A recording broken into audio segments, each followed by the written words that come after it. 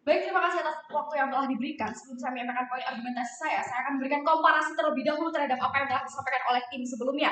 Perdebatan pada tim pembuka, baik itu dari pemerintah maupun oposisi, hanya memperdebatkan tentang yang pertama, mengapa subsidi itu harus diberikan kepada prodi favorit atau tidak favorit. Dalam artian ini, favorit adalah prodi-prodi yang memiliki tingkat keterserapan tinggi terhadap lulusannya di dunia kerja nantinya.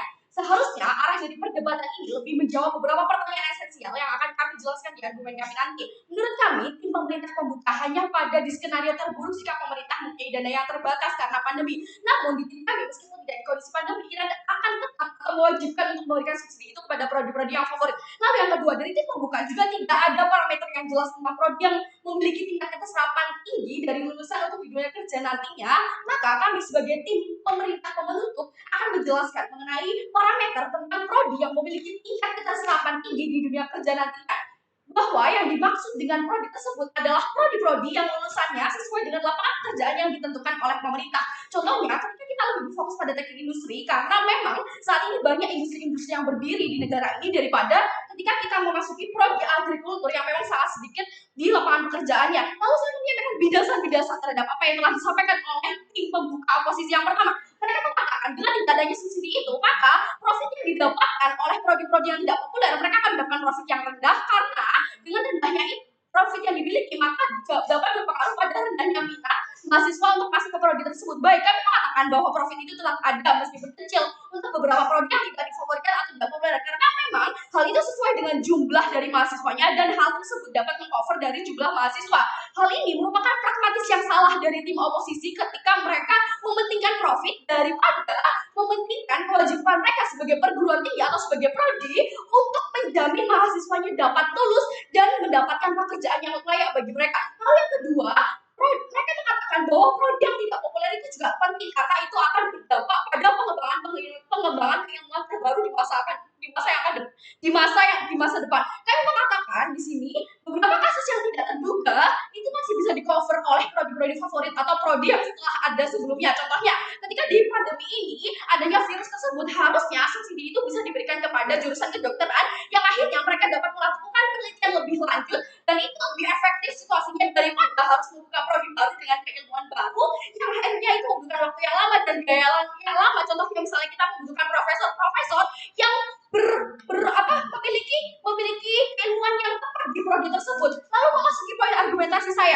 Yang pertama, kenapa pemerintah wajib memberikan subsidi dan kenapa subsidi itu diutamakan diberikan kepada prodi yang memiliki keterserapan tinggi di dunia kerja nantinya. Lalu yang pertama, dari tim pembuka pemerintah tidak dapat menjelaskan mengenai kenapa prodi ini memiliki daya serap yang tinggi. Baik, saya akan menjelaskan prodi ini sejalan dengan agenda pekerjaan yang telah ditentukan oleh pemerintah. Sedangkan pemerintah memiliki kebijakan ekonomi yang mengatur apa saja yang menguntungkan untuk negara. Contohnya dalam kasus ini pihak industri itu penting, maka pemerintah akan memberikan izin kepada industri asing untuk masuk sehingga banyaknya ekspor impor yang terjadi saat ini atau perdagangan bebas yang didominasi oleh produk-produk asing. Hal ini membuktikan bahwa tenaga kerja yang dibutuhkan adalah dari lulusan jurusan seperti tadi industri, desain produk, teknik informatika dan lain sebagainya yang memang sangat dibutuhkan di saat ini.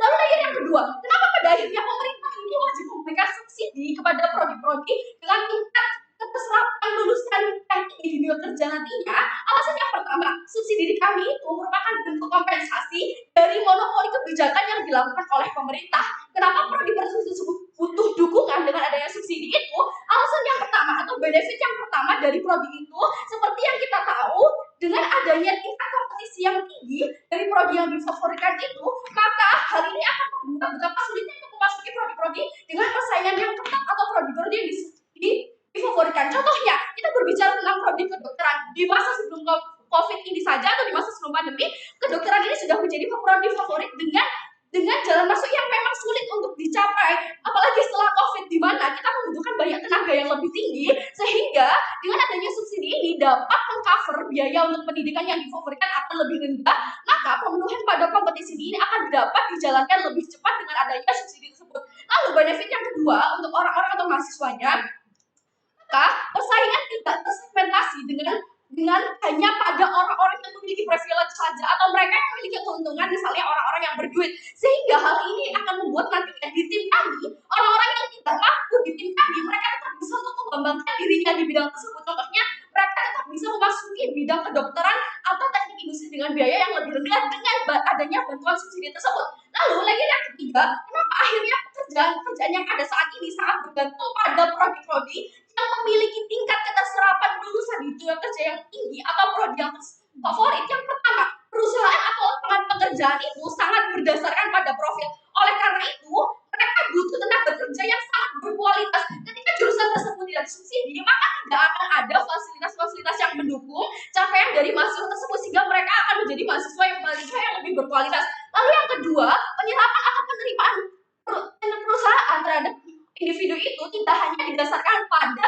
jurusannya saja, tapi juga dilihat pada individu tersebut dengan memiliki kualifikasi ataupun kualitas yang memang memadai dan berkompetensi. Karena dengan adanya akses subsidi ini, akhirnya kita dapat mengeksplor keilmuan dengan lebih dalam lagi. Walaupun sudah ditentukan dari tim pembuka, kalau magang itu memang penting. Studi banding itu memang penting, kunjungan pabrik atau fisik faktor itu juga penting. Meskipun Anda secara keilmuan pintar dengan pekerjaan tertentu, namun jika tidak ditunjang dengan subsidi untuk melakukan praktek secara langsung dengan kualitas berbobot, maka ini akan menghasilkan lulusan yang lebih berkompeten lagi nantinya ketika mereka harus menghadapi dunia kerja. Lalu yang kedua, argumen saya kedua, kenapa hasil dari capaian pendidikan ini akan lebih bagus di tim kami daripada tim pembuka pemerintah? Karena tim pemerintah pembuka hanya berfokus pada outcome, mana yang lebih penting daripada mereka mempertimbangkan tentang popularitas dari perguruan tinggi. Kami dari tim pemerintah penutup memberikan suatu hal yang lebih urgent, yaitu subsidi ini akan memberikan jaminan kepada semua lulusannya agar mereka mendapat jaminan mereka untuk dapat diterima di tempat kerja, dan hal ini tidak disentuh oleh tim pembuka sebelumnya. Dengan subsidi ini, salah satu pemerintah memaksa prodi tersebut untuk membuat lulusannya 80% diterima di tempat kerja. Kesalahan statusku saat ini, semua profit yang didapatkan itu hanya untuk kepentingan perguruan tinggi tanpa mempertimbangkan untuk develop atau pengembangan dari mahasiswa itu. Contohnya di kami yang lebih praktikal, yaitu misalnya kita memiliki kerjasama dengan perusahaan asing yang akan digunakan untuk penelitian dalam pengembangan keilmuan tersebut. Oleh sebab itu, kami sebagai tim pemerintah penutup setuju dengan adanya mosi kali ini, dan kami juga percaya bahwa argumen kami lebih berkontribusi dari tim-tim lainnya. Sekian dan terima kasih. Baik, ini kami akan menjelaskan bagaimana kontribusi kami sebagai tim penutup pemerintah dalam perdebatan kali ini yang kami nantinya akan memenangkan dari perdebatan kali ini. Yang pertama, kami satu-satunya tim yang menjelaskan mengapa pada sisi pemerintah diharuskan untuk memberikan subsidi ini, dan juga yang kedua, kami menggambarkan secara jelas bagaimana parameter terkait dengan prodi-prodi yang memiliki tingkat keserapan lulusan di dunia kerja yang tinggi tersebut, dan yang paling penting adalah yang ketiga, kami memberikan mekanisme yang jelas sehingga nantinya universitas akan memberikan jaminan kepada mahasiswa untuk mendapatkan pekerjaan secara tetap bagaimana setelah lulus nantinya dari universitas tersebut. Lalu yang pertama, apa yang akan membuat tim pembuka pemerintah dapat memenangkan perdebat kali ini? Yang satu, konteks dari yang diberikan tim pembuka pemerintah terlalu dekat pada baju yang terhormat, karena menganggap bagaimana pemerintah harus dalam kondisi yang terbatas untuk dapat memberikan bagaimana subsidi ini kepada tiap-tiap prodi tersebut, harus dalam contohnya kondisi pandemi atau keuangan yang sedang susah. Padahal dalam segala kondisi itu pula, prodi-prodi dengan penyerapan kinerja yang tinggi wajib untuk diberikan subsidi dari pemerintah di baju yang terhormat. Kenapa subsidi itu penting? Seperti yang telah dijelaskan dari pembicara pertama untuk pemerintah yang sudah dijelaskan, yaitu yang pertama, karena adanya monopoli kebijakan yang terjadi di pemerintah itu sendiri, apapun yang menentukan sudah ditentukan oleh pemerintah. Monopoli ini akan terpengaruh dan akan mengarah pada ekspektasi masyarakat, yaitu prodi-prodi tersebut mampu membuat jurusannya sesuai dengan lapangan pekerjaan yang dibutuhkan di baju yang terhormat. Contohnya, dulu tidak ada bagaimana kreativitas di industri kreatif. Sekarang permintaan pemerintah ke bidang-bidang tersebut, contohnya di UMKM, kewirausahaan dan lain sebagainya, sehingga adanya prodi untuk memenuhi keinginan dan hal-hal tersebut. Subsidi ini kami tekankan untuk berfungsi kepada kompensasi bagi prodi-prodi yang mau untuk bekerja sama kepada agenda-agenda pemerintah tersebut. Lalu yang kedua, adanya peningkatan kualitas di pihak kami. Kompetisi yang sudah sangat sulit saat ini untuk masuk ke prodi-prodi favorit tersebut karena terbatasnya dari jumlah mahasiswa yang akan diterima dari prodi, maka prodi tersebut tidak dapat untuk mendapatkan dana yang lebih banyak, sehingga subsidi ini sangat penting